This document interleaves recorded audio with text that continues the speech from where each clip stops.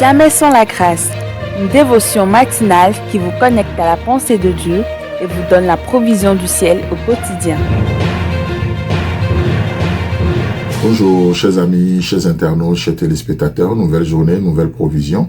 Bienvenue dans cette quatrième dévotion de cette semaine. Que Dieu vous bénisse, Père. Nous prions pour nos internautes, nous prions pour que cette famille s'élargisse encore et que tu fasses connaître cette émission Jamais sans la grâce aux quatre coins de la terre. Père, merci d'être celui qui, d'être notre promoteur, celui qui fait connaître cette émission, celui qui ajoute dans cette famille de la grâce. Nous te bénissons, nous t'élevons. Béni sois-tu, Jésus. Amen. Alors, chers amis, chers internautes, de tout mon cœur, je voulais juste vous dire vraiment merci.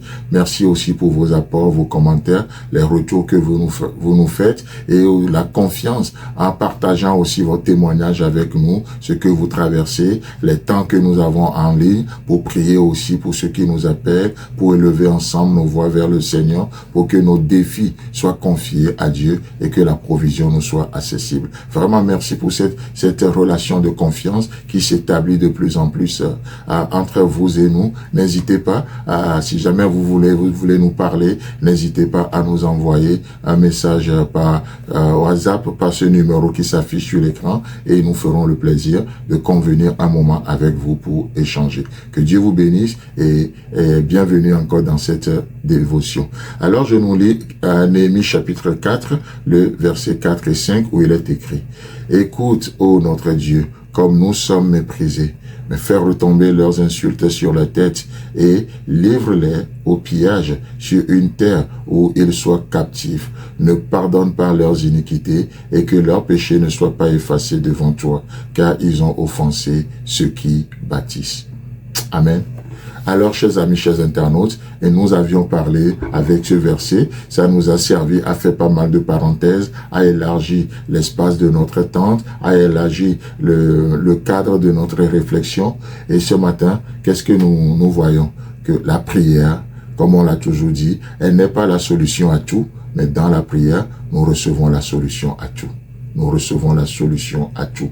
Donc la prière, c'est l'élévation de l'âme. C'est la prière élève notre âme jusqu'au ciel.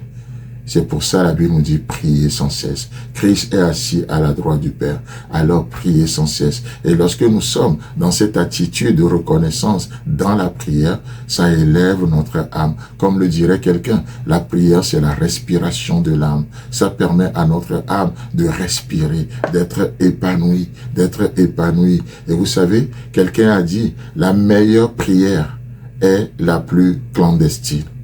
La meilleure prière est la plus clandestine. Ça veut dire quoi? Ça veut dire, souvent dans nos églises, à un moment donné, dans nos réunions, qu'est-ce qui se passe? Lorsque celui qui dirige le culte ou la réunion, à un moment donné dit, prions. Et c'est là, même les gens, on prie, mais on voit comment on fait du bruit. On tape les mains, priez. On tape les mains, comme pour exciter les gens à quelque chose. C'est pas du stimulant, c'est une communion. La façon dont vous priez, que ce soit à l'église ou que ce soit chez vous, oh papa, est-ce que vous pouvez parler à votre père comme ça? Oh Dieu, je t'ordonne. Qui es-tu pour ordonner qui à quoi et pourquoi? C'est quoi le plan?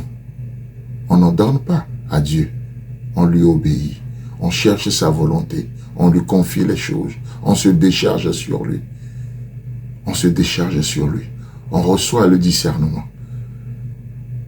On ne peut pas lui ordonner. Oh Saint-Esprit, je t'ordonne. Qui es-tu? Quelle arrogance. Est-ce que si ton Père est devant toi, tu peux lui parler comme ça? Comme tu parles à Dieu? Ou en fait, comme tu prétends parler à Dieu? Non, la prière, comme l'a dit ce dernier, la meilleure prière est la plus clandestine. Il vaut mieux mettre son cœur dans la prière sans trouver de paroles que de trouver des mots, que de trouver des paroles sans y mettre son cœur. Donc la prière doit être la clé du matin et le verrou du soir. La prière, c'est la clé du matin, ça ouvre la journée, et c'est le verrou du soir, ça ferme la journée. Chers amis, chers internautes, que Dieu vous bénisse abondamment. N'hésitez pas à faire part aussi de ce qui vous a touché pendant cette série et permettez-moi juste de prier avec vous avant de vous laisser. Père, nous te bénissons. Merci. Merci pour cette clé de ce matin. Merci pour ce verrou du soir. Merci pour l'âme qui respire encore. Merci Seigneur pour cette prière clandestine. Pas besoin de crier, mais tu sais aussi même interpréter nos soupirs inexprimables. Nous te donnons toute la gloire pour ce moyen que tu nous as donné de nous approcher de toi. Reçois la gloire au nom puissant de Jésus. Amen. Si vous avez aimé cette émission, parlez-en à vos amis. Parlez-leur du message de la grâce et de ce qu'il fait dans vos vies. Pour un sujet de prière, une question ou pour devenir partenaire, contactez-nous au 00229 94 75 80 20. Que Dieu vous bénisse et à la prochaine. En attendant, pensez avec Dieu.